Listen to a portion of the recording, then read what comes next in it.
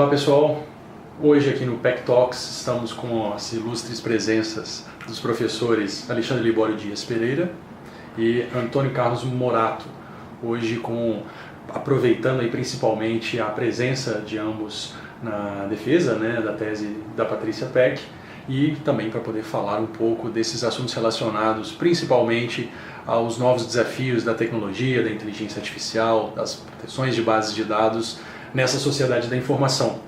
A gente gostaria de falar sobre alguns dos assuntos, como por exemplo esse estudo feito pela Claranet no início do ano, que mostrou que a transformação digital das empresas ainda está longe de ser concretizada, falando que as organizações ainda esbarram em inúmeras barreiras organizacionais, mas não só no aspecto de governança, mas também técnico e operacional. Como que os senhores avaliam aí como seriam essas mudanças aí para a gente poder alcançar o dia a dia das corporações frente a esses novos desafios?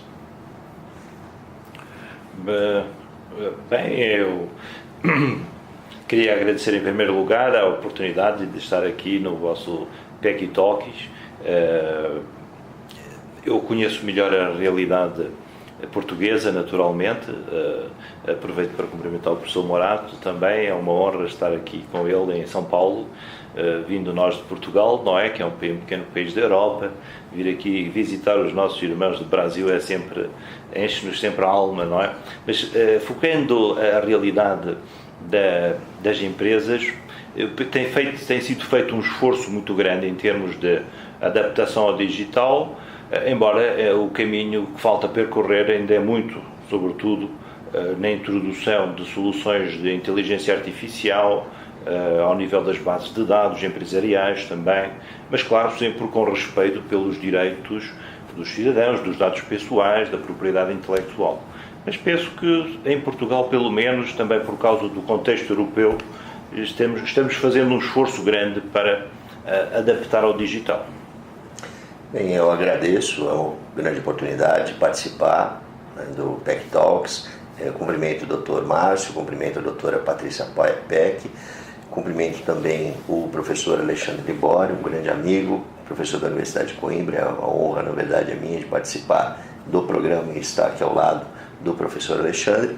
E nós temos um momento interessante no Brasil, na medida em que existem audiências públicas, e a referência é justamente a União Europeia. Por quê? Porque existe a resolução que foi aprovada no último ano, justamente visando a discussão sobre inteligência artificial e robótica aplicada ao direito civil. Portanto, nós temos personalidade eletrônica, temos aspectos relevantes como a responsabilização civil, a questão da proteção ao direito de autor. Então, eu acho que isso vai interferir no ambiente das empresas, sobretudo na própria advocacia. Por isso, a Ordem dos Advogados do Brasil está atenta aos impactos da inteligência artificial nos escritórios de advocacia também. Nós devemos nos preocupar com as empresas, mas temos que nos preocupar também com a questão que afetará o nosso mercado de trabalho, que deve ser conjugada, claro, isso na própria resolução consta de uma forma expressa, a necessidade de evolução tecnológica. Não pode existir um entrave, mas a referência é realmente o documento que foi elaborado no Parlamento Europeu. Ótimo. Talvez um distanciamento dos escritórios e dos profissionais em acreditar que talvez essa mudança ainda leve mais algum tempo até ser efetivamente implementada. Será que isso tem afastado um pouco a necessidade de atacar algumas dessas questões de imediato? Será que estamos tentando às vezes empurrar um pouco alguns desses importantes questionamentos para uma geração futura, sem saber se agora de imediato a gente já, como de fato temos alguns impactos e que necessitam esse tipo de discussão? Bem, eu penso que estas novas tecnologias têm um potencial disruptivo, são aquilo que se chamam tecnologias disruptivas, que causam de facto grandes mutações, ou vão exigir grandes mutações das profissionais em geral e das profissões e também das profissões jurídicas. Mas penso, por exemplo, na medicina, com a introdução de robôs cirúrgicos, que cada vez mais estão a auxiliar os médicos na cirurgia, e qualquer dia a pergunta que se coloca é se a boa prática médica não passará pela utilização obrigatória de robôs, uma vez que o risco de causar lesões aos pacientes será menor. E por isso é de facto um mundo novo que está aí, e temos que estar todos preparados. Portanto, não vale a pena fazer de conta que essa nova realidade não está aí. Agora, quanto à questão da personalidade dos robôs, enfim, isso aí ainda temos muito caminho a percorrer. Claro que vamos precisar de um registro de robôs, como já temos o registro automóvel, vamos precisar de atribuir o estatuto à criação dos robôs. Quando um robô escreve um livro, por exemplo, uma obra literária, um poema, terá direitos autorais, não terá. O direito de autor terá direito à morte, o robô terá direito à vida, pode ser desligado e sucateado de qualquer maneira. Como hoje há os animais, o estatuto jurídico dos animais não permite um tratamento desses animais, enfim, que abuse. Vamos aplicar por analogia esse estatuto aos robôs? Enfim, ainda estamos, penso eu, na fase das grandes perguntas. Outra pergunta: deve ser obrigatório um seguro da responsabilidade civil para quem usa robôs nas profissões, como é no caso, por exemplo, dos automóveis? Eu, sinceramente, hoje ainda não tenho resposta para todas essas perguntas. Ainda estou na fase da formulação, um pouco como a tal resolução do Parlamento Europeu. Sim. Mas na Europa, de facto, em França e em outros países, o debate está em cima da mesa e, por isso, nos próximos 5, 10 anos, não vai desaparecer. Pelo contrário. Não sei se concorda comigo, professor Morato. Exatamente. De fato, nós tivemos a oportunidade de participar ao lado do professor Alexandre, da professora Sofia, também do professor Dário, de um evento. Foi a segunda jornada, a primeira jornada Luz Brasileira, mas já antecipo a segunda, que será em Portugal, né, com muita satisfação, e discutimos exatamente isso, né, o impacto e a referência da União Europeia para todos nós. E justamente eu concluí o momento do meu painel no qual eu enfatizei esse aspecto, que nós temos muito mais indagações do que respostas, e não estamos sós quanto a isso, porque também voltamos de um congresso em Lyon, onde os professores franceses também não tinham respostas definitivas. É um momento, como se lembra muito bem, de uma tecnologia disruptiva, e a própria resolução traz em si uma preocupação com a questão do desemprego.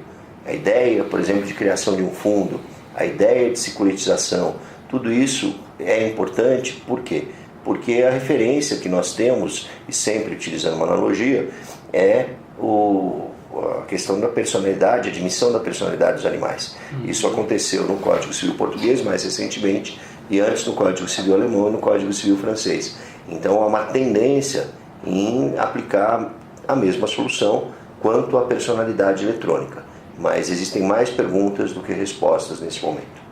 Sem dúvida. E esse, inclusive, por ter sido um tema, né, da banca, da professora Patrícia, nós falando principalmente no aspecto aí comparado, né, e puxando principalmente os aspectos relacionados à propriedade intelectual, como o professor Alexandre mesmo colocou, né, a discussão com relação à titularidade de um direito, de uma obra criada usando uma inteligência artificial, usando um robô, mas a importância da academia nesses questionamentos, né?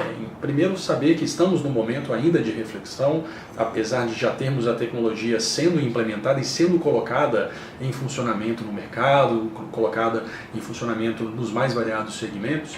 A importância da academia, sem dúvida alguma, para poder fazer as perguntas corretas, que muitas vezes as pessoas não gostam nem de perguntar ou ser perguntadas, né? A academia tendo essa visão, principalmente no evento que o professor Alexandre também participou, encontros empresariais de propriedade intelectual. Esse assunto sem dúvida foi tratado, mas também na própria tese da Patrícia. Como os senhores enxergam principalmente aí, a forma com que os gestores brasileiros, no caso do professor Morato, mas também falando como a academia pode aproveitar esse tipo de discussão já aplicada diretamente ao mercado, para o professor Alexandre, nesses aspectos relacionados à propriedade intelectual em específico? Não sei, professor Morato, você quer começar? Sim, na verdade eu tive mencionando especificamente a tese da professora Patrícia Peck, na qual abordou a questão da inteligência artificial e também discutiu anteriormente a questão da base de dados. Eu tive a satisfação de participar do exame de qualificação. Eu sou professor do Departamento de Direito Civil, a professora Patrícia Peck defendeu no Departamento de Direito Internacional, né? E justamente o professor Alexandre participou da defesa definitiva, mas eu acho muito interessante porque justamente nós temos disposições de direito civil aplicadas à robótica de acordo com a resolução do Parlamento Europeu. Então é útil tanto para o direito autoral como também para o direito civil. Então, pensando especificamente em relação à academia, nós temos tanto que reformular muitos dos conceitos que nós temos até agora, tanto no direito civil clássico, como também em relações de consumo, a menção também à diretiva de 1985, relativa ao fato do produto. Isso também é importante salientar quanto à responsabilidade civil na União Europeia. E teremos também um outro aspecto, que é a questão da utilização dos professores. Há uma tendência em que se desenvolva tanto o ensino à distância, como também nós podemos discutir o desenvolvimento de disciplinas, talvez, por inteligência artificial. Quer dizer, esse futuro não tem limites. Agora, esse limite é dado pelo bem-estar social, né, e por uma situação no sentido de que não apenas alguns lucram, né? Que o empresário tenha o sentido social da sua atividade. Por quê? Porque nós teremos uma repercussão no mercado de trabalho, já enfatizei isso antes, isso consta na União Europeia como um dado muito relevante. E no caso do direito autoral, isso também foi enfatizado. A professora Silmara Quinelato é uma referência no Brasil, que é a chefe do Departamento de Direito Civil, sobre esse aspecto, no sentido de que o autor é um trabalhador. O autor depende da sua atividade intelectual. E isso vai nortear, porque quando falamos em direito autoral, evidentemente, nós temos repercussão em empresas de engenharia, empresas de arquitetura, temos no aspecto mais amplo dos direitos intelectuais como um todo, porque também a Ordem dos Advogados do Brasil se preocupa com isso, com o impacto que existe em relação às patentes, né? Todas as tecnologias serão aperfeiçoadas. O professor Alexandre lembrou muito bem a questão da medicina. Nós poderíamos lembrar, por exemplo, a questão da música. Eventualmente alguém poderia tocar de uma forma muito mais rápida, muito mais eficiente, um instrumento, um robô, ou por exemplo uma pessoa com um braço implantado, que isso já existiu, já foi até demonstrado pela imprensa, um baterista, tocando com muito mais velocidade. Então nós teremos também uma simbiose entre homem e máquina. O que parecia ficção científica até há pouco tempo é a realidade de hoje, ou da manhã, talvez. Com certeza. Bom, eu gostaria de agradecer mais uma vez aqui a presença dos professores. A gente conseguiu aproveitar bastante durante essa curta proximidade aqui, tanto no evento, participando da banca, participando do evento Encontros Empresariais de Propriedade Intelectual, mas principalmente tentando absorver um pouco tanto conhecimento e tanta experiência, por que não, já em outras discussões, para a gente poder instruir melhor esses desafios que a gente está lidando agora e que, sem dúvida alguma, sem essa aproximação da academia com o mercado, sem essa utilização, como eu disse, desses questionamentos sendo feitos da forma correta e com o máximo de isonomia possível, provavelmente a gente pode ter bons problemas a serem superados no futuro, caso a gente não consiga superar essas discussões por agora.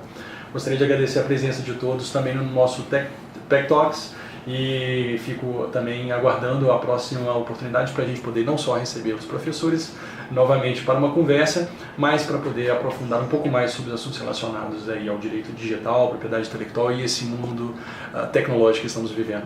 Obrigado. Obrigado. Obrigado.